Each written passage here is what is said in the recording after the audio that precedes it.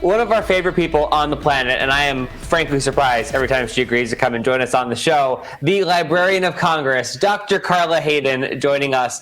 Actually, you're in the Library of Congress, right? You're there today. I'm actually in the James Madison building, and this is where we have manuscripts and all types of wonderful things. So the photograph collection, the music collection is here, so I'm right here. As we're looking and celebrating Black History Month, I wanted to chat with you about some references, some content, and just some treasures that the Library of Congress has set aside for us to all check out online. When the pandemic started, the library had just opened an exhibit about Rosa Parks in her own words.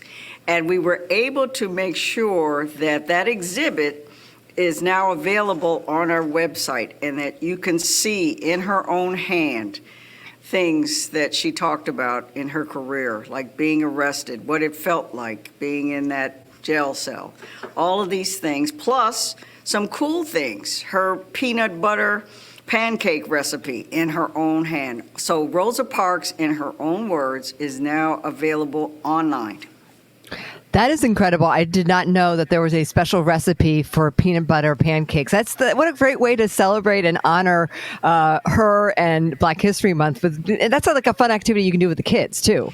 We have a whole section on our website now called Engage, and that section that the recipe appears in is called Cooking with History. So you not only have Rosa Parks pancakes, but you have Thomas Jefferson's macaroni and other things. So we put a lot of activities online that use our collections. And so for Black History Month, we make sure that you see things like the writings of Frederick Douglass, or things that relate to African American history that you can pull up. Music, we have the Charlie Mingus collection. And the Library of Congress has the papers of Carter G. Woodson, the gentleman that started Black History Week. It was first called in 1926, and then in 1976 it became a month during the bicentennial. And so you can see the writings and the history of Black History Month getting on the website. So being able to look at what Carter G. Woodson intended. Why did he pick February? Why do you think he picked February? I was going to ask you that, but I didn't want to put you on the spot. No, because the reason why I brought it up is some people think, oh, it's the shortest month. It's African American History Month. He selected February because it commemorates the birthday of Abraham Lincoln, February 12th, and Frederick Douglass, two people who were pivotal in African American history and who interacted with each other. And Frederick Douglass writes about Abraham Lincoln's assassination, and you can see that in his own hand. Wow. Doctor, you've also got an Of the People program that's coming, that's getting moving. What is that all about?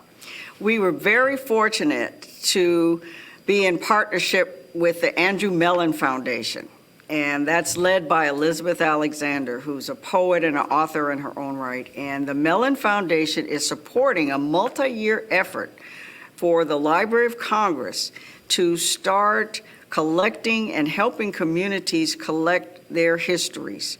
We're going to have a digital futures program where we go into communities throughout this country and connect with people who are doing some really cool digital archiving in their communities, fellowships, paid fellowships for students in underrepresented groups. That includes, of course, African Americans, indigenous people. All of these groups will be able to participate in this program. And our American Folklife Center will be giving grants to community-based organizations so that they can collect our history and their history and bring it all together. So this is a great opportunity for people to not only mine the library's collections already, but add to them.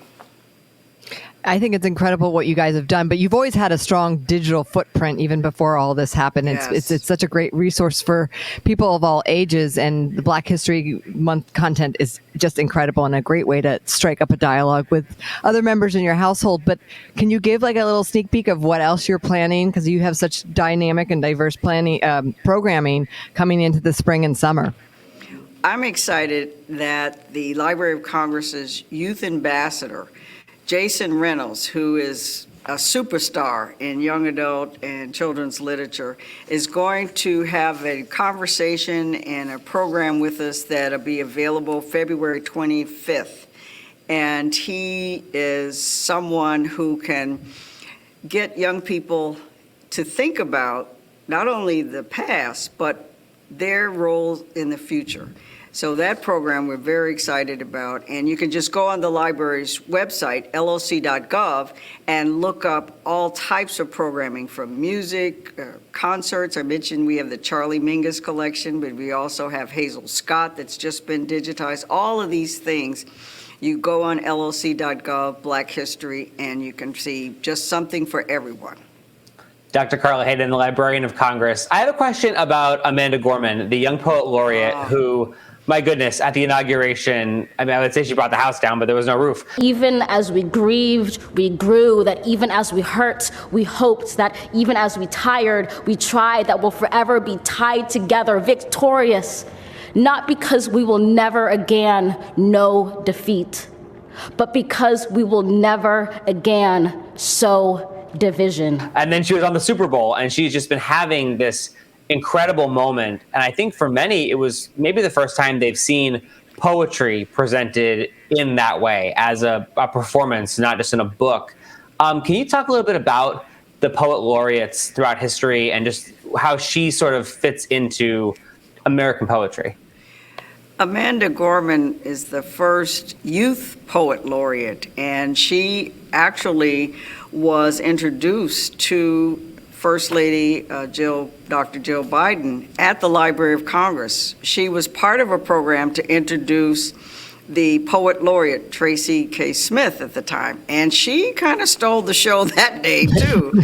But the poet laureates, Robert Frost, all of these wonderful poets, Rita Dove, have been part of the tradition of the Library of Congress to show that, yes, there's history, but there's a power in words, and poetry captures that so magnificently. And Amanda has shown, and there were so many young people who were just enraptured by her, 10-year-olds that said, wow, poetry is not dull, and they were just in her presence.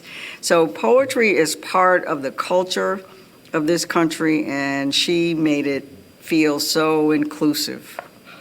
So were you in the room when Dr. Jill Biden, when all that happened?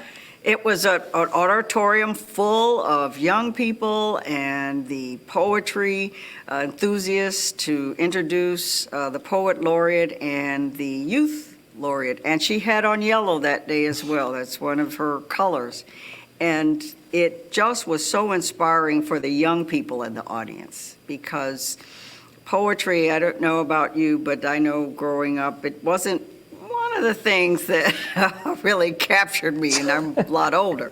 But she really spoke to the young people and touched the hearts of all of us. Dr. Wow, Carla thank you for sharing that story. That's incredible. I love that little nugget. And it also reminds you that these special moments happen when we were all able to gather and come together at the Library of Congress. And we can't wait to do that again with you and your team as we get every day closer. Yes, and in the meantime, we're going to do more of the virtual programming, and we're getting pretty good at that, too. Dr. Carla Hayden, the Librarian of Congress, thank you so much for your time, and thanks for all you've been doing to keep us engaged over our screens and still tied to such an incredible treasure that is the Library of Congress. Thank you for having me.